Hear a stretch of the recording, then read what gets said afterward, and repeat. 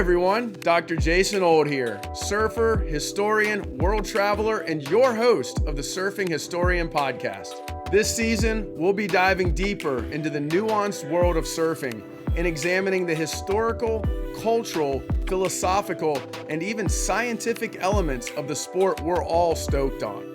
So let's paddle out together and ride through the world of academia.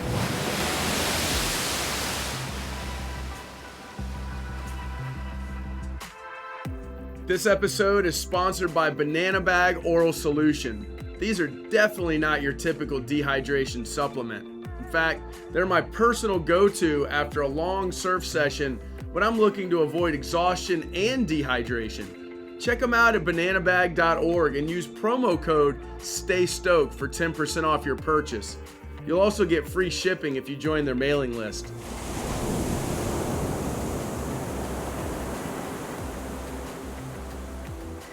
Joining me today from Rhode Island is colleague and surf buddy, Jesse Reiblich. Jesse's an attorney and expert in coastal and marine law and policy, and he teaches and researches at the University of Rhode Island in the Marine Affairs Department. Jesse's published on many topics, including coastal access and equity, climate change policy, the public trust doctrine, water law, coastal adaptation, the California Coastal Act, and surf break protection. His upcoming research will focus on environmental justice concerns in the U.S. territories, coastal access and recreation, and the efficacy of statutory coastal laws. For today's episode, we'll be chatting about his article, A Global Review of Legal Protection Mechanisms for the Management of Surf Breaks, which he recently published in Marine Policy with Shane Orchard and Mauricio dos Santos. I'm super stoked to have you on to talk about your research. Jesse and I first met back in 2020 at the Global Wave Conference in Gold Coast, Australia. I've since had the good fortune to join him at other conferences and to learn even more about his work. Suffice it to say, I'm amped to finally get you on the show. But before we get started, I want to thank you, Jesse, as well as our listeners, for being part of this episode of the Surfing Historian. Hey, Jason, thanks for having me on the podcast. Of course, dude. I'm super stoked to finally get you to pin you down and get you on the show. Before we really get deep into all the work you do, I'm just curious, and maybe our listeners are as well. What compelled you to get into this line of work? I know you're an attorney, but specifically, what compelled you to go this route in terms of surf break protection? Yeah, definitely. So it's kind of a circuitous route, but I was born in Arizona, and when I was 10, we moved to Florida. And so I taught myself to surf when I was 13 or 14 on the Gulf Coast of Florida. But I got really interested in coastal protection and ocean protection through actually reading Surfer magazine and surfing magazines about the work that the Surfrider Foundation did to protect beach access and to protect the coasts and beaches from, everything from people trying to close off beach access to anything that could harm beaches, such as, oil pollution. So offshore drilling in Florida is a big issue, and, cruise ships pumping their garbage into the ocean, or their tanks into the ocean, things like that. So I got super interested into it, and I decided to focus on environmental protection. I actually worked as a protected species monitor on dredging projects throughout college, and then I had my I focused on environmental studies as a minor when I was earning my undergrad degree, and then I had this idea that I really wanted to go to law school to work in this field, so to work in coastal protection and the ways that the law can protect the coasts and the oceans from, being damaged. And so I went to law school. I actually also earned a master's of law, so an LLM, which no one ever knows what that means, but it's essentially the terminal degree for law. And so I focused on environmental and land use law there. And I was able to publish some articles on my first article on surf break protection, which was back when I was earning my master's of law. And so I always wanted to go into this career. I ended up getting a couple postdocs So further training at Stanford's Center for Ocean Solutions and William and Mary Law School's Center for Coastal Policy. And then, so I finally got a real job as a professor here in Rhode Island, where I get to focus on things like surf break protection, one of my research areas. Yeah, that's awesome, man. And I remember when we first met in the Global Wave Conference, we're all the way over in Gold Coast, and here's this guy from from William and Mary, and then me being right down the road. That Yeah. was pretty cool. That was from kind of from the since that presentation, I've been personally intrigued with your work, and I know we've had Dan Reineman on, we've had Ed Atkin, two buddies of ours, and I know they do coastal resource management and among other things, of course. But I'm really glad to have you on to talk more about the sort of the legal ways we can protect surf breaks. And I just want to go ahead and get into it. And I have two questions. One, why is it important to legally protect surf breaks? And for the non-surfer, let's say, or even really for myself as a surfer, what do you all consider to be a surf break? Is it just the wave, or is it more? Yeah. So the reason why utilizing the law and either existing laws or designing new laws to protect surf breaks is important is because currently the coasts and the oceans don't seem like they're very populated or very crowded, but as more coastal uses become more, as more coastal uses take up more of the coastline. So whether it's offshore wind development or aquaculture, which is a big issue up here in Rhode Island, they could potentially harm or infringe on surf breaks. So, for instance, to kind of lead into the next question, the surf break itself, you think of like where the wave actually breaks. So it's usually on like a rocky surface or a reef or over sand, the sandbar or something like that. So there's that actual break itself. And then what we consider necessary to protect a surf break is also protecting some sort of access to that. And then also a wave corridor or a swell corridor so that the wave can actually come and break over that surf break. And so I think of it as being like kind of three components at least, and potentially more. But yeah, definitely access, the wave itself. So wherever it breaks, if it's a sandy spot or something like that, and then some sort of a wave for this wave to make it to break there. So a wave corridor. And essentially what that means, you don't actually have to protect that area. You don't like partition that area off, but the idea is to like make sure a big a harbor or a breakwater or something isn't put in there that would harm or degrade the surf break. Okay, yeah, no, that makes sense. And I had Dan and Ed on, and they talked a bit about wave and swell corridors, and I just find that, even as a surfer, I find that fascinating. The way we track swells and the way it interacts with the the contours of the ocean floor. And yeah, so thank you for sort of clarifying what that means for you all legally. Mhm. And in your article, you define, or you all, all of you guys that wrote this article together, you define surfing as the practice of harnessing and riding waves. And I found that just a really awesome and succinct way to define what we do. And it is, you guys made it sound so poetic and beautiful. And but to kind of segue into the article, you guys say that I'm quoting you all here. Although non-statutory approaches have achieved some protection outcomes, there's demonstrable need for enforceable, legally binding mechanisms to ensure effective protection of surf breaks. And, I guess my question for you is, what have the non-statutory approaches been regarding surf break protection? And where has it been successful? And, what are some of the ways you guys are sort of using that or going beyond that to protect surf breaks? Yeah, and that's interesting. You bring up the poetic language. I think when I was writing papers with Dan Reineman, he took a very I'm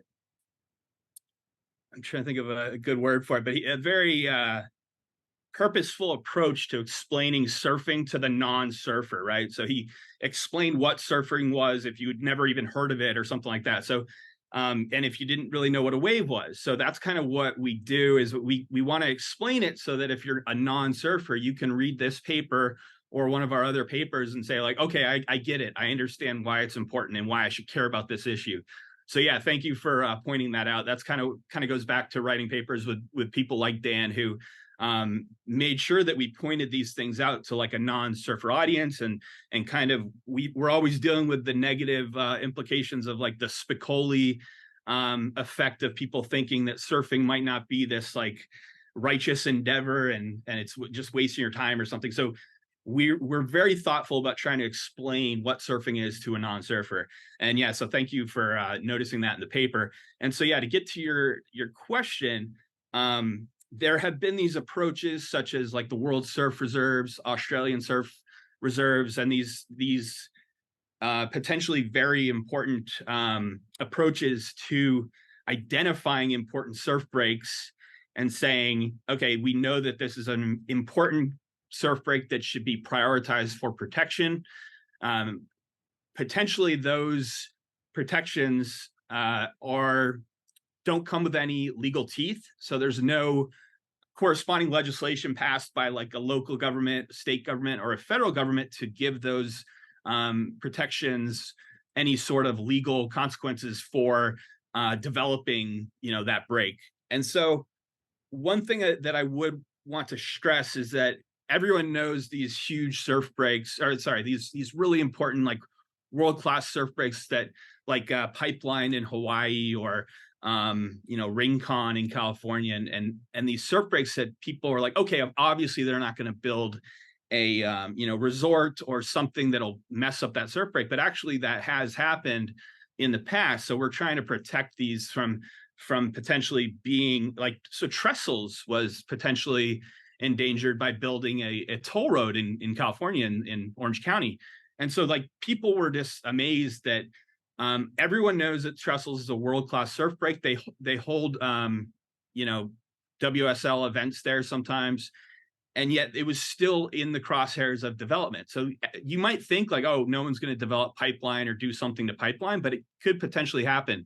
And so to kind of put a finer point on it, even though we might have these World Surf Reserves, Australian Surf Reserves, or these places that we all can agree are important, they still could be endangered. So having some sort of a legal protection, whether it's just procedural, so saying like, you have to consider that there's a surf break right next to this development, or like an actual protection of the area where you say like, you can't develop this because it's a surf break. One of those approaches is potentially better than just saying, we all know and agree that this is a great place to surf without any corresponding legislation that protects it, and makes, some sort of a penalty for violating that protection. And so, yeah, I'm trying to think if there was anything else. You asked about specific places. Yeah, so, New Zealand has the New Zealand Coastal Policy Statement. And then countries like Peru has like an actual law designed just for protecting surf breaks. But usually what we have in the US is first of all, the law generally is very reactive. It's not very proactive. So we typically look to use these existing laws to protect surf breaks. But what the final stage of our research that this paper represents, the first stage, is to look at all the existing laws and the legal strategies and potentially lay out a framework or a blueprint for a legal protection strategy that could work just to protect surf breaks. So I don't know if that answered your question, but let me know if you have any follow-ups. Yeah, no, it's great. And I'm as you're talking, I'm thinking, you mentioned Trestles, you've mentioned, New Zealand, you've mentioned Peru, of course. And I maybe this is a bit of a loaded question. I don't know, but as you're talking, I'm thinking, so you and I are both surfers.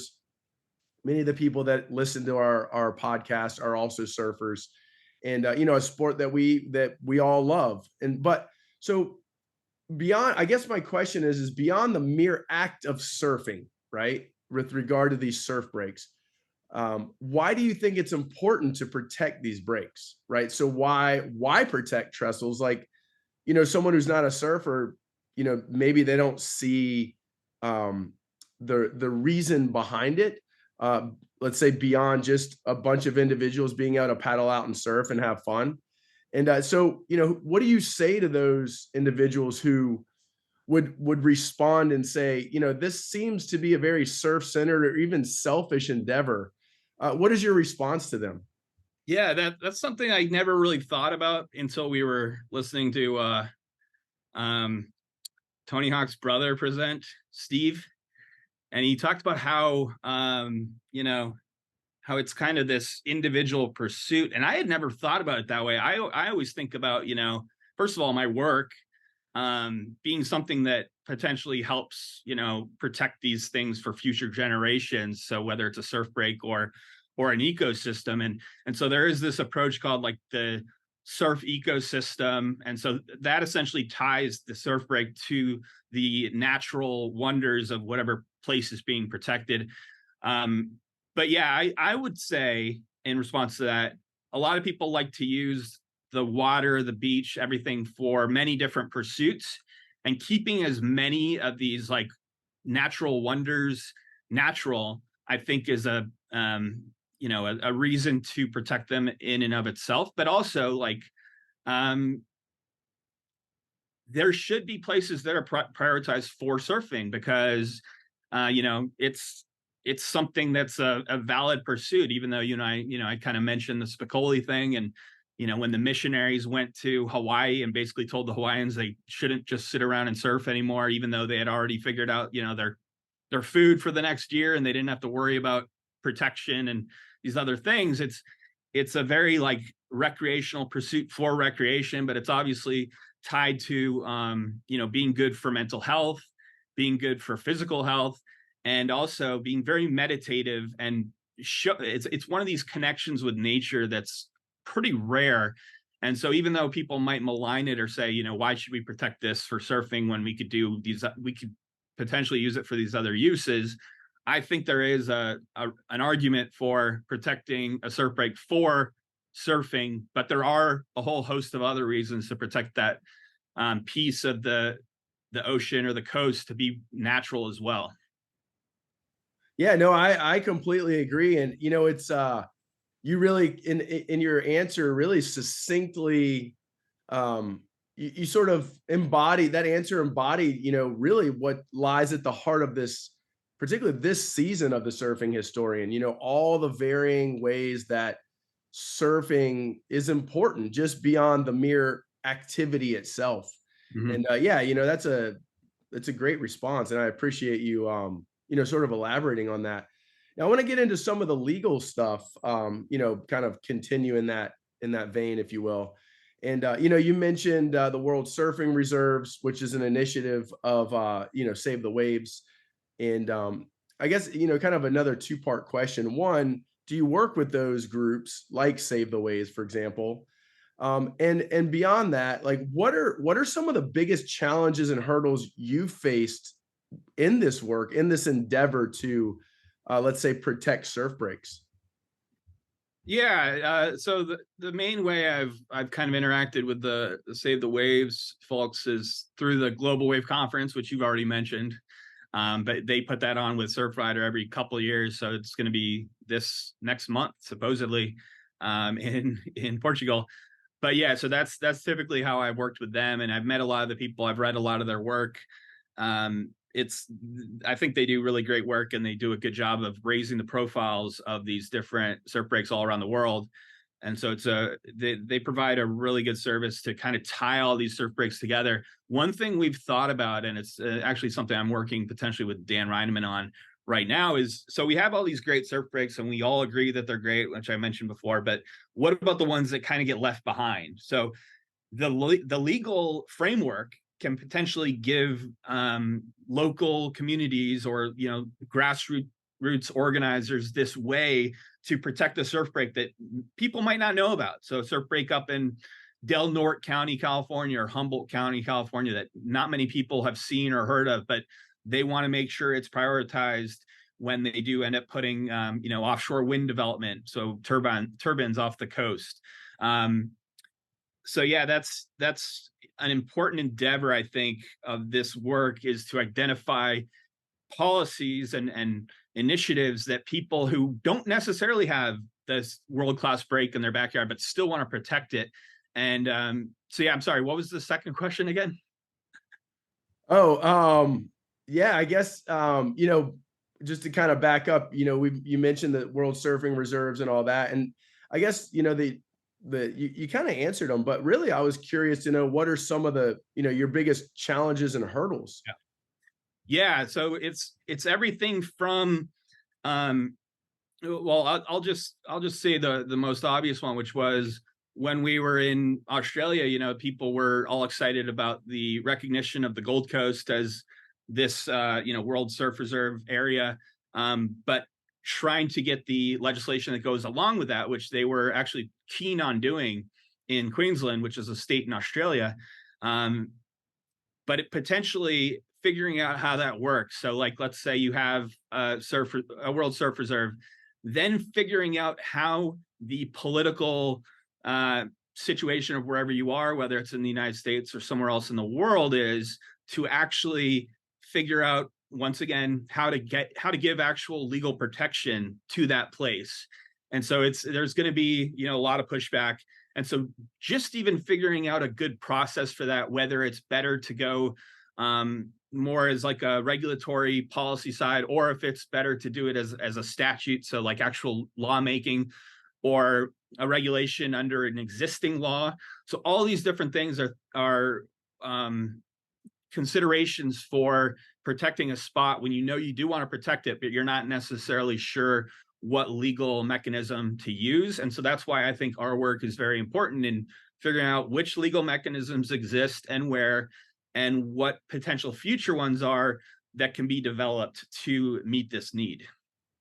Yeah, no, it's fascinating. And so, I know the article we're sort of loosely talking about is, you did with Mauricio dos Santos and Shane Orchard as well.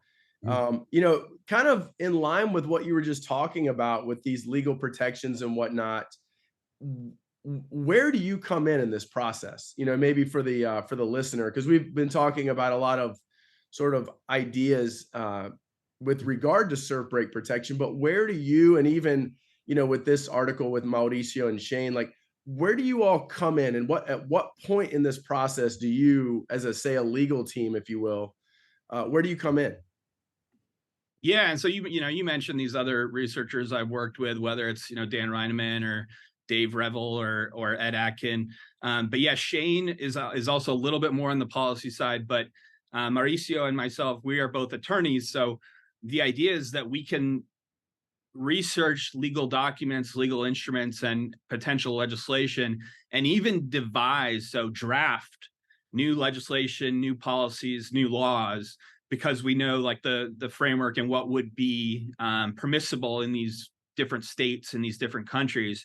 And so I think that's the interesting approach that we have, which is we look at the actual legal protection framework. So that's what Shane did. He actually, we did this project where we looked for existing legal mechanisms, and then we categorized them in this paper.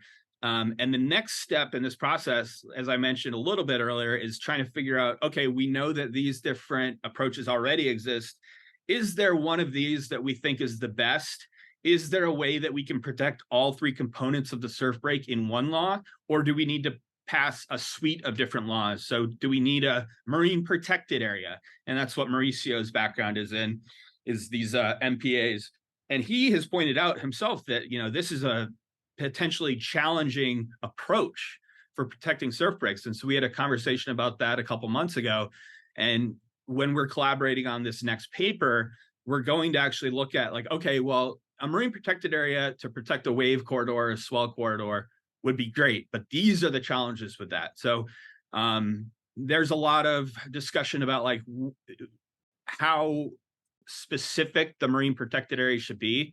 And so marine protected areas can be everything from like they allow these listed uses in them to they don't allow much of anything. So just developing things like that and trying to be responsive to the needs of like protecting a surf break is going to be pretty interesting. And luckily we have these other experts on this project with me that can kind of help me with those issues. Yeah, thanks. It is a fascinating endeavor to protect these surf breaks. And as you said, Mauricio's area of expertise is marine protected areas. And I know there's individuals that do work on that in, say, Nicaragua, where that's where I do most of my research, as you know, of course. But some of those marine protected areas, while it does, let's say, protect a surf break, has been known to have adverse effects on, say, the local fishing population or the local population who rely on some of those areas for fishing, for example. Can you speak to any of the adverse effects? Let's say it's okay, so we're protecting a surf break, and we all agree that that's a good thing. But are there any what are some of the negative consequences of this on say the local population? Are you familiar with any of those? Well, we like to claim and say that we are a non-extractive use. So surfing doesn't take anything out of the water. It doesn't build anything.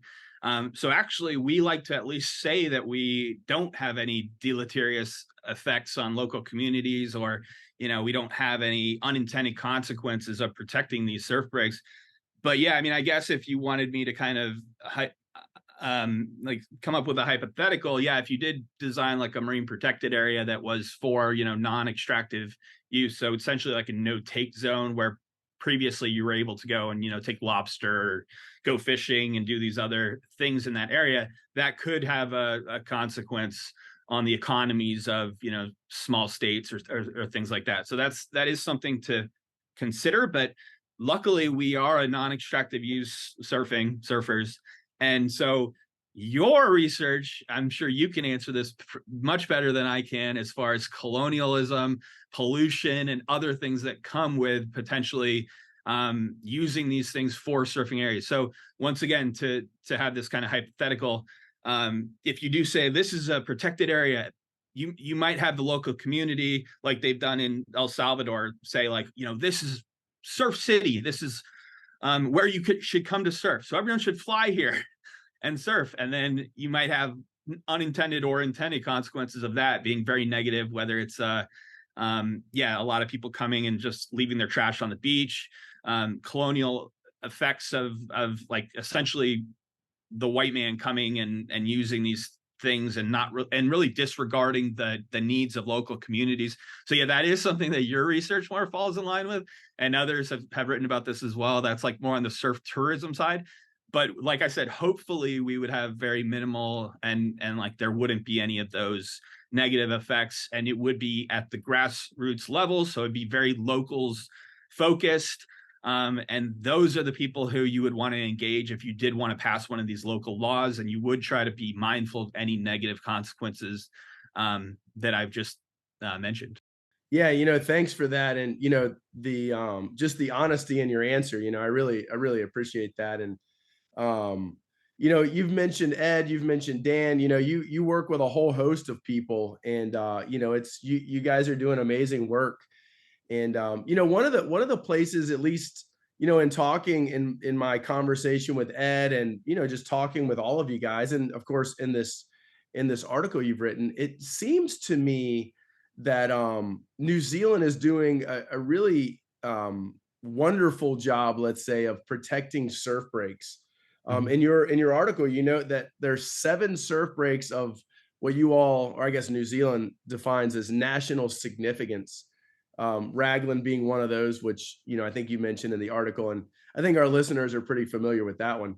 But but would you sort of in considering New Zealand's efforts to protect these breaks, or label them as significant nationally, what could you offer some insight from a legal perspective in terms of what they're doing so well and why they stand out as maybe being remarkable in terms of this this campaign to protect breaks? Yeah, I think there were 17. But yeah, there's a bunch, and they could be added to. So the New Zealand approach and the New Zealand coastal policy statement is to kind of identify these surf breaks. And actually, when I was doing my research for my first law review article on this topic, I was super bummed out because my whole idea was essentially, made moot by the fact that New Zealand had already done all this work. So luckily, I was still able to, essentially publish my findings and say that New Zealand has a good approach, and that, in the U.S. we'd have to rely on these existing laws. So you think of things like the National Historic Preservation Act, which has been used to kind of protect Malibu. And these different approaches, national monuments could potentially be used, marine protected areas we've already talked about a little bit. But yeah, so New Zealand kind of leads the way. And the main reason I would say that they do is that they've taken a very purposeful approach to protect surf breaks for being surf breaks. So Ed, he works on actually saying, like, his research actually says, like, this surf break is important for these reasons. So they actually have people working on that, which, if you hired someone to do that, I'm sure they do it. They do it in the US as well. It's been used in local coastal programs in California to say, like, this area has, very important surf breaks. And that's something you should think about when you're being mindful of development and thinking about zoning and different uses in different areas that are in the coastal zone. So yeah, New Zealand's been very thoughtful. Other countries like Peru and Chile have also passed laws that specifically are intended to protect surf breaks. New Zealand, it's been, I think, a little bit more successful. I'm not sure. The Peruvian law, I think, lacked some of the enforcement that we're talking about elsewhere. And so it's great because they specifically protect surf breaks, surf waves, rompimientos. But New Zealand does stand out for the fact that they've taken this approach to actually protect surf breaks, to say which ones they want to protect, to allow for more surf breaks to be added to that list, which, once again, I mentioned, we don't want to, like, leave any surf breaks behind. That's the potentially problematic approach aspect of trying to catalog all these waves and saying, like, these ones are important. And guess what? Since the one that is potentially imperiled is not on that list, we can just develop there. Like, there is that potential unintended consequence that we want to avoid. So we do want to have some sort of an adaptive approach that allows new surf breaks to be added and things like that. So I think those are some of the reasons why the New Zealand coastal policy statement has been so successful and why they've kind of led the way. Yeah, it's wonderful. And, it's, as you're talking, I'm sitting here thinking, my university students, in teaching a history of surfing class, they're like, man, I just thought people just went out and surfed. I didn't realize there was so much that surrounds this sport we all love. And I think, just in what you're saying right there, really sort of encapsulates or embodies sort of the nuanced nature of all of our work, whether it's history, whether it's, surf break protection, or, coastal resource management, and all the different things that, we talk about and we've had on the podcast. But yeah, it's just fascinating work. And the idea that, an attorney, of course, an attorney in your case that loves surfing, is involved in such a nuanced process to protect not just the waves, as you said, but this surfing ecosystem, everything that sort of surrounds the surf break. Yeah, it's just fascinating work. And like I said, I've said it in the intro, I've said it, probably already before in this, episode and interview, like, just from even hearing you guys, present at the Global Wave Conference, I was just fascinated that, the links that people are going to protect these areas that we all value. And, you mentioned Peru, you've mentioned it a number of times. And of course you talk about it in your chapter. And, you say that, I think it's Peru and Australia, if I'm not mistaken, that they use a bottom up approach. And I know, as a historian, I understand what that means, from a bottom up approach to studying history. But in your line of work, in regard to Peru and I guess Australia, What does that mean for you all in terms of legally protecting surf breaks? Yeah, I mean, I think it's essentially actors besides a government, so essentially like grassroots or some sort of an NGO or something leading the way. So yeah, they both Australia and Peru. We noted in the paper that those are ones where these NGOs, third parties, have had these key roles in determining which surf breaks should be nominated for protection. So once again, like we don't want necessarily there to be a process where a government, whether it's state, local, or federal, says like these are the surf breaks that should be protected. We want the communities to kind of make those decisions because once again, we are mindful of these potential issues in the past, whether it's in Hawaii with colonial issues and other places where we want these decisions really to be driven by the communities and not necessarily some top down approach where the government says these are the 5 we can protect and there's not going to be any other. So we really want to make it a grassroots approach where the communities and the NGOs and the people who do have the expertise and the and understand the issue and the reasons for these areas needing to be protected, that they kind of lead the way. Yeah, that's, I kind of assume that's what you were talking about, but I'd rather, have you, of course, explain it. And so, yeah, it's, sort of valuing the input of the local knowledge, the sort of grassroots, as you said, nonprofits and others. And yeah, that's amazing. And I wanna sort of steer the conversation towards one of your subsections that it was actually just classification of protection mechanisms. Mhm. And just to kind of get pick your brain a little bit on this. um Obviously with Dan we've talked a little bit about climate change and how that impacts, of course, coastal resource management and surf breaks. But Mhm. how, and specifically in your line of work with legally protecting surf breaks, how has climate change and sea level rise impacted your work in terms of protecting these areas? And so, I guess where I'm going with that is, do you have to redraw the lines, quote unquote, of these protected areas as high tide lines sort of extend? I think you all in your article refer to it as climate responses, but would you mind speaking to that? Yeah, I mean, the climate change and sea level rise is going to drive a lot of changes, climate change changes in where surf is good, where it's better, and where it's previously not been an important thing, but um, will become an important uh, activity in a certain area. So, yeah, there's surf breaks that will be quote unquote drowned, where a wave previously broke in a spot that will no longer break there because it's just too deep.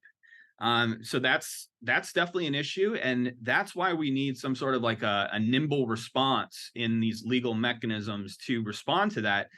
And it's very problematic, as I mentioned earlier.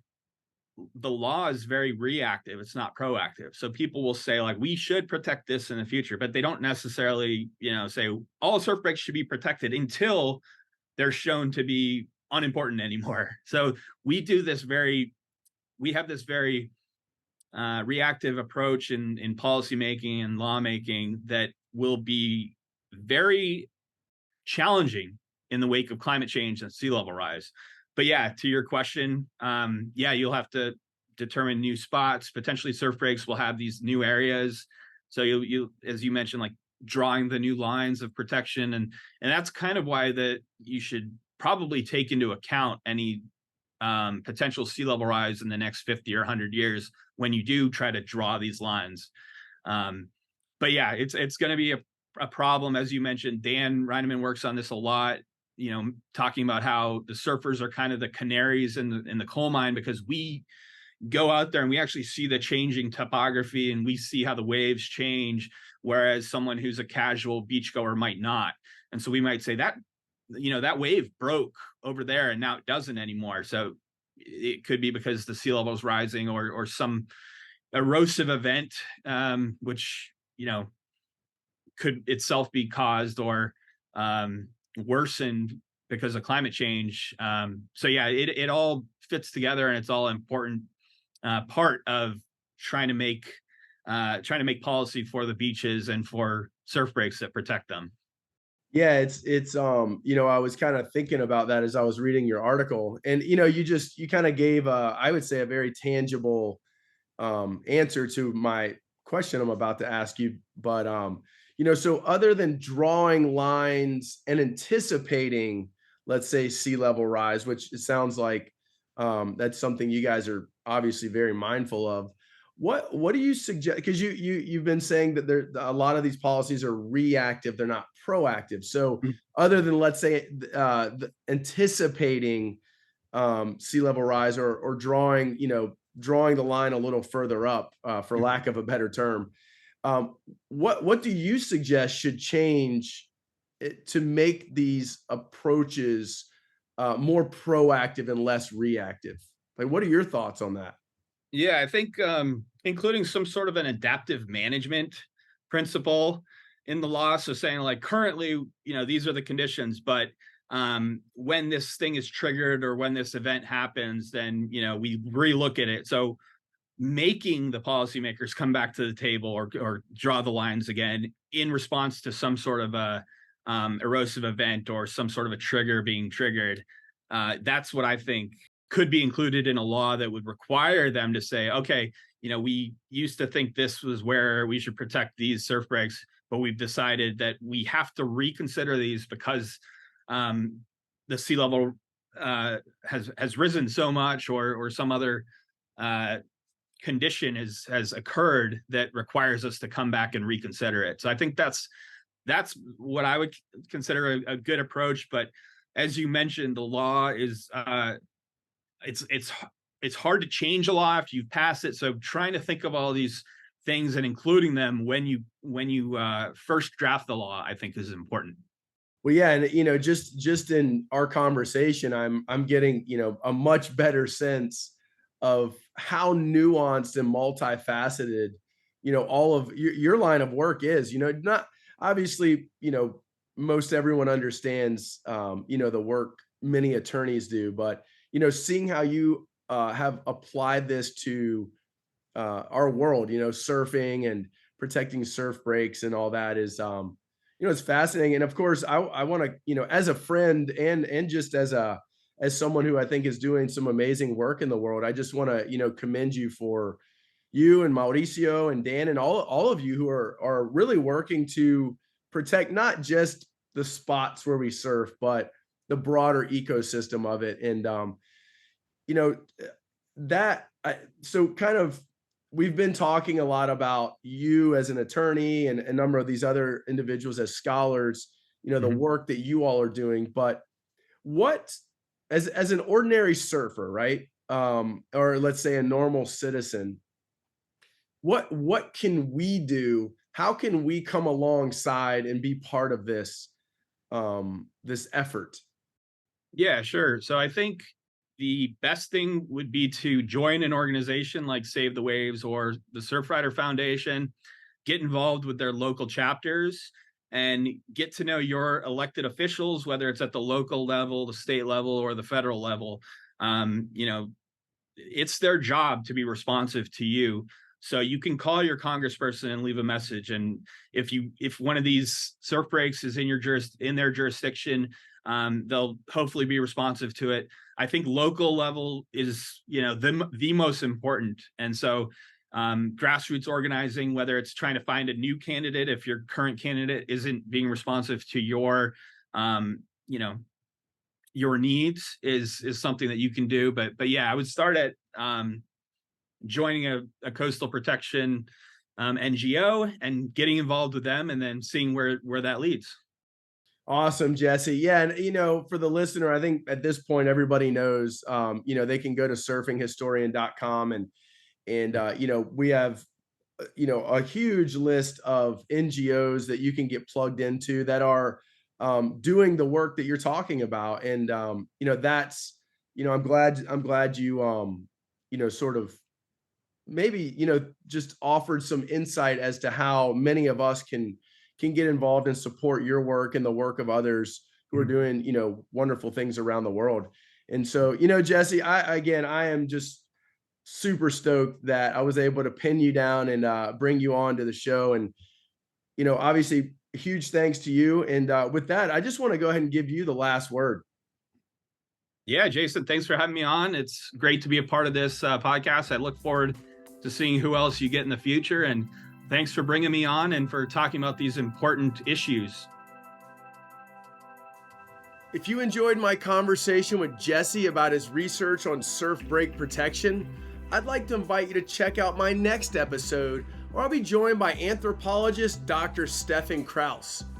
He and I will be chatting about his research on surf tourism in Costa Rica, as well as his research on the preservation of traditions and customs on the island of Yap in the nation of the Federated States of Micronesia. If these topics pique your interest, then this will certainly be an episode you won't want to miss. We also want to take a moment to thank Banana Bag Oral Solution again for sponsoring this episode. Don't forget to check them out at bananabag.org. And while you're there, use promo code STAYSTOKED for 10% off your purchase. Be sure to join their mailing list too if you want free shipping.